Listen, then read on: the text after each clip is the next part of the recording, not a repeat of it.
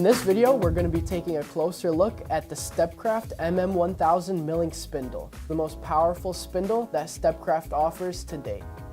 The MM1000 is a 1000 watt, 1.4 horsepower AC spindle.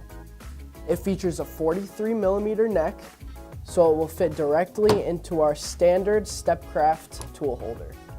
If you buy the MM1000 spindle from StepCraft USA, it will come with an 1/8 inch and a 1/4 inch collet, allowing you to use a wide variety of end mill types and sizes. You will appreciate the 1000 watts of power that you get with the MM1000, which will allow you to aggressively cut materials like hard woods, plastics, and non-ferrous metals such as aluminum, brass, and copper. If you're concerned about the dust and debris due to the high power of the MM1000, the StepCraft exhaust system works seamlessly to maintain a clean work environment. Another feature of the MM1000 is the ability to adjust the RPM using the knob on the top of the spindle. The optionally available remote switchable power adapter can be used to automatically turn the spindle both on and off with the machine.